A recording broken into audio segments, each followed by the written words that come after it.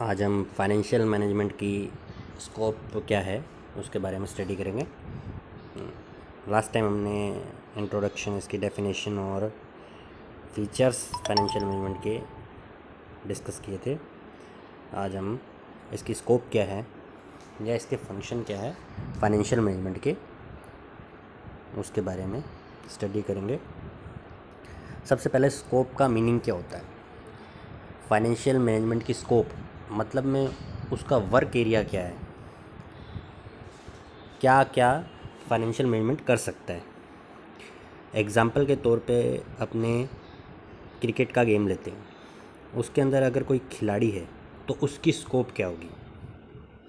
एक कोई प्लेयर है क्रिकेट का तो उसकी स्कोप क्या है, फील्डिंग, बैटिंग, बॉलिंग, कीपिंग, ये स्कोप है।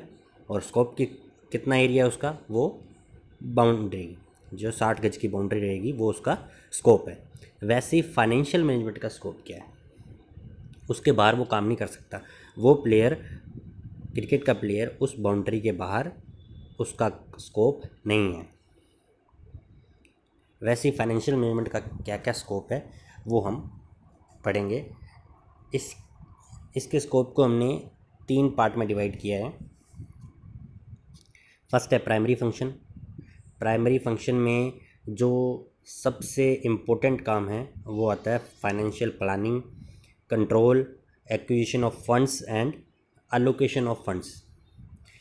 फिर सब्सिडियरी फंक्शन, उसके अंदर मेंटेन लिक्विडिटी, प्रॉफिटेबिलिटी और रिव्यू ऑफ फाइनेंशियल फंक्शन और कोऑर्डिनेशन विद अदर जो इसके डिपार्टमेंट है उसके साथ। इंसिडेंटल फंक्शन मतलब में जो डे टू डे उसको करने पड़ते हैं काम, जैसे कैश रिसिप्ट एंड पेमेंट क्या है, मेंटेनिंग करना उनको, और अकाउंट्स अपने मेंटेन करना, इंटरनल ऑडिट या फिर पब्लिक रिलेशन उसको बना के रखने हैं, वो सारे उसके इंसिडेंटल फंक्शन है। यानी डे टू डे उसको जो काम करना होता है वो इस फंक्शंस के अंदर आते हैं। सबसे पहले हम इसमें प्राइमरी फंक्शन के बारे में स्टडी करेंगे। प्राइमरी फंक्शन के अंदर ये इसका सबसे मेन फंक्शन है जिसके लिए प्रोफेशनल की ज़रूरत पड़ती है। कोई प्रोफेशनल हो वही ये काम कर सकते हैं।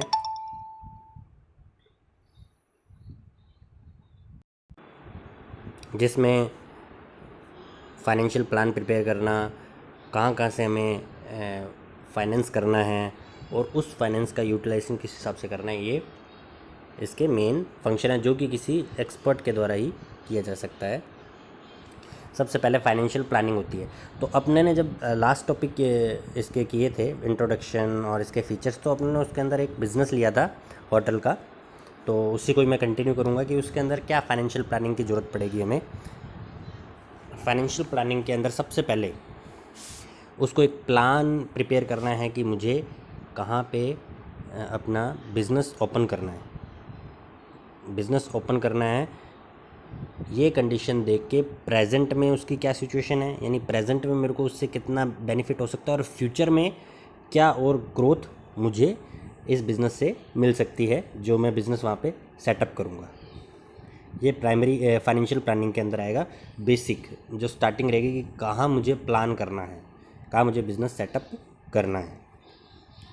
अब वो बिज़नेस सेटअप करना है, फिर उसके लिए मुझे फ़ंड कहाँ से रेज़ करना है, कितना फ़ंड रेज़ करना है, कितना फ़ंड मेरा इंटरनल होना चाहिए और कितना फ़ंड मुझे एक्सटर्नल लेना पड़ेगा, यानी कहीं से उधार बैंक से लेना पड़ेगा या मैं डिबेंचर इशू करूँगा, प्रेफरेंस शेयर इशू करूँगा, कुछ भी मैं इशू करूँगा, जो एक्सटर्नल डेट मेरी कितनी होगी वो डिसाइड करना है।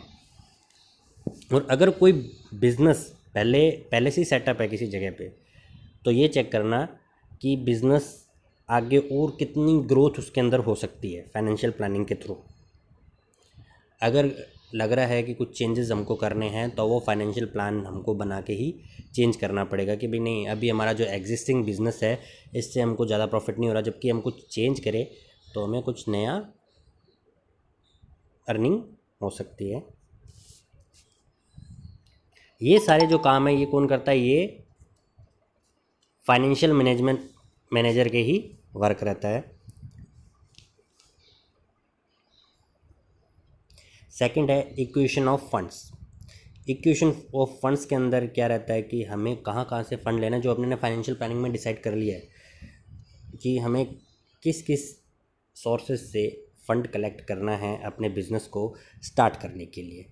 वो सारी जो भी फॉर्मेलिटीज़ है वो इस के अंडर होती है। इक्वेशन ऑफ फंड्स के अंडर हर एक जो फंड मैं रेज़ कर रहा हूँ बिज़नेस सेटअप करने के लिए, जैसे बैंक से लोन लिया मैंने, या पब्लिक से लोन लिया, या किसी फाइनेंशियल इंस्टीट्यूशन से लोन लिया मैंने, या डिबेंचर इशू किए, या प्रेफरेंस शेयर इशू करी, तो ये इन जो सारे सोर्सेज हैं फाइनेंस के, इन सब की अपनी अपनी एक कॉस्ट रहती है। तो इन सभी कॉस्ट को भी इसके अंदर देखा जाता है और उसको मेंटेन किया जाता है कि सबसे कम कॉस्ट मेरी किस में लगेगी अगर मैं उस मेथड से फंड रेज करूँगा। तो अलोकेटिंग फंड्स, अब मैंने फंड्स तो ले लिए, अब फंड्स का एलोकेशन करना है मुझे। फंड्स का एलोकेशन कहाँ कहाँ करूँगा, यानी फंड्स मैंने रेज़ कर लिए, उसके बाद मानो मेरा बिज़नेस अभी सेटअप नहीं हुआ तो मैं बिल्डिंग बनाऊँगा उस फंड से, ठीक है, फर्नीचर लगाऊँगा। और अब होटल का बिज़नेस है तो उसके अंदर रूम भी होंगे और नीचे रेस्टोरेंट भी होगा मानो, तो मुझे क्या है वेजिटेबल की ज़रूरत पड़ेगी, वो डे टू डे का खर्चा हो गया अपना ये। और फर्नीचर्स की ज़रूरत पड़ेगी एक रेस्टोरेंट बनाने के लिए नीचे होटल के अंदर। तो ये सारा फंड मेरे को एलोकेट करना है कि किस किस में कितना कितना फ़ंड मेरे को, जो फ़ंड रेज़ किया है वो एलोकेशन करूँ मैं। सैलरी, जो स्टाफ को मुझको सैलरी देनी है उसके लिए भी फ़ंड अलग से होना चाहिए कि भाई इतना मेरे को हर महीने तो सैलरी देनी है स्टाफ को, तो उसके लिए मेरे पास फ़ंड होना ज़रूरी है। अब अलोकेशन का मतलब ये होगा कि उसका प्रॉपर यूटिलाइजेशन करना होगा फाइनेंशियल प्लानिंग में। प्रॉपर यूटिलाइजेशन मतलब में कि कहीं मुझे ज़्यादा फंड ना देना पड़ जाए जिसका वहाँ यूज़ ही नहीं हो रहा, जिसका इतना यूज़ नहीं, मान के चलो हमारे कस्टमर आते हैं डेली के 50, लेकिन हमारे पास रूम है 60, यानी अपनों ने 60 रूम बना लिए, तो हम क्या करेंगे 10 रूम का और कहीं यूटिलाइजेशन कर सकते हैं, किसी और काम के अंदर अपने यूटिलाइज़ कर लिया, ठीक है। या फिर हमारे पास फर्नीचर उसी हिसाब से लेना कि 50 हमारे आ रहे हैं तो फर्नीचर भी 50 के हिसाब से हमको रखना है, या 60 के हिसाब से 10 या 20 ऊपर नीचे रहता है, ताकि ज़्यादा हमारा फ़ंड का मिसयूज़ ना हो। अब स्टाफ है, स्टाफ मेरे को 10 लगाने हैं लेकिन मैंने लगा दिया 15, यूज़ काम आ रहा है 10 का ही, लेकिन फ़ंड यूज़ कितने का हो रहा है 15 का, तो ये क्या हुआ, प्रॉपर यूटिलाइजेशन नहीं हुआ फंड्स का।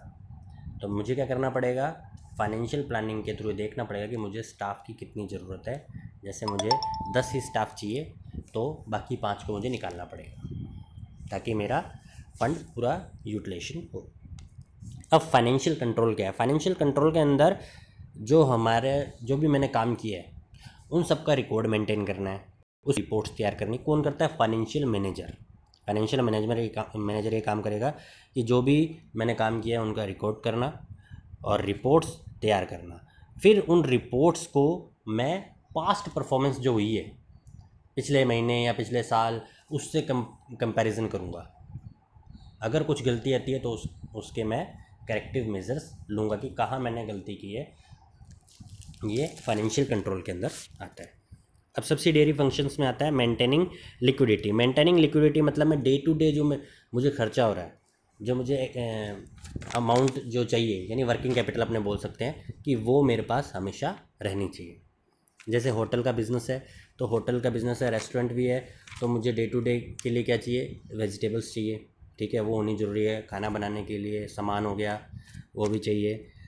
और कोई डेली वेजेस का कोई मैंने वर्कर रखा हुआ तो उसको डेली वेजेस देनी है, तो उसके लिए मेरे पास इतना कैश मेरे अकाउंट में होना ज़रूरी है।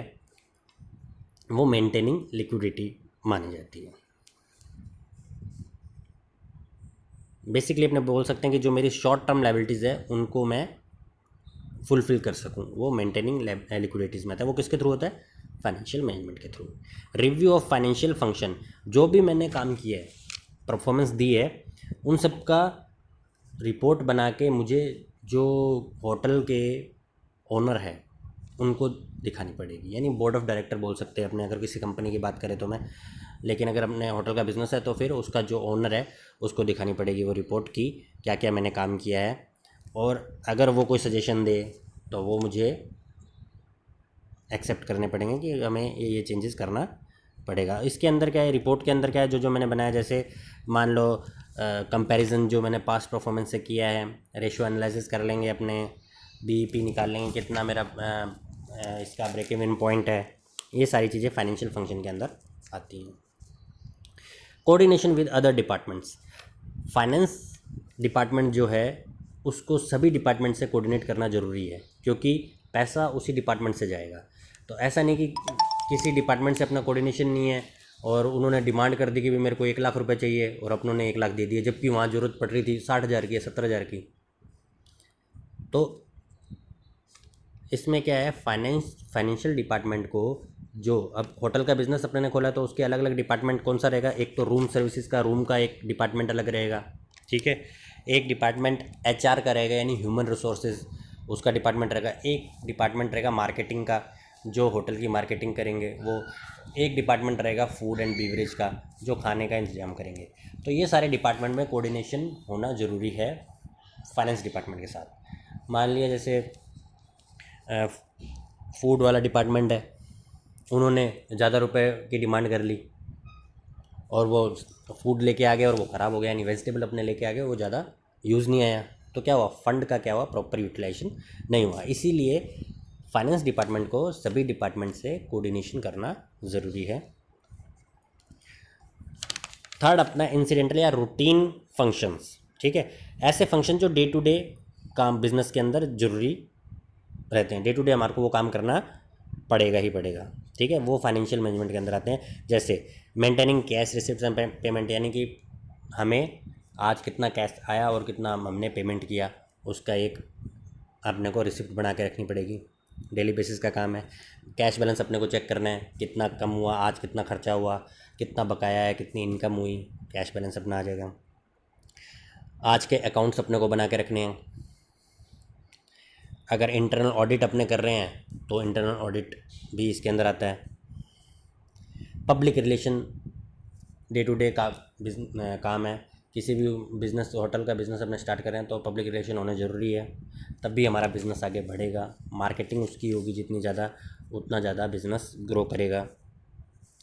सबसे इम्पोर्टेंट बात कि हमें जो गवर्नमेंट के रेगुलेशन है वो भी ध्यान रखने पड़ेंगे। मान के चलो जैसे अभी कोविड-19 चल रहे हैं तो सभी होटल बंद है।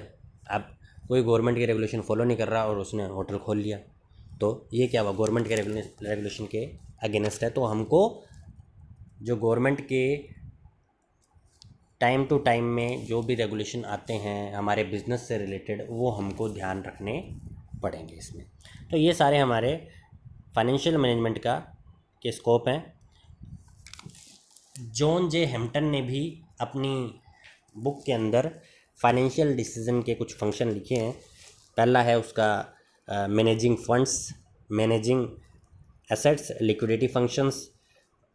लिक्विडिटी के अंदर जो पार्ट है फोरकास्टिंग कैश फ्लो, जो कैश फ्लो है वो कितना होना चाहिए, फंड कितना फ़ंड अपने को रेज़ करना है, और managing the flow of internal fund, जो हमारा खुद का फंड है जो मैंने बिज़नेस के लिए दिया है ओनर ने, उसका मेंटेन करना। प्रॉफिटेबिलिटी फंक्शंस, प्रॉफिटेबिलिटी में कॉस्ट को कंट्रोल करना, प्राइस डिसाइड करना, फ्यूचर प्रॉफिट डिसाइड करना, और जो मेरी कैपिटल है, जो मैंने कैपिटल लगाई है उसकी कॉस्ट डिसाइड करना, ये प्रॉफिटेबिलिटी फंक्शंस में आते हैं। तो ये सारे हमारे स्कोप है फाइनेंशियल मैनेजमेंट के। तो आप सारे इसको एक बार फंक्शन सारे अच्छे से देख लेना, क्योंकि इसके बाद मैं जैसे ही हमारा ये चैप्टर कंप्लीट होगा उसके बाद मैं एक असाइनमेंट दूंगा आपको। ऑनलाइन ऑब्जेक्टिव टाइप क्वेश्चन होंगे, वो आपको सबमिट करने पड़ेंगे। तो नेक्स्ट हम इसकी इम्पोर्टेंस और लिमिटेशन पढ़ेंगे नेक्स्ट वीडियो में।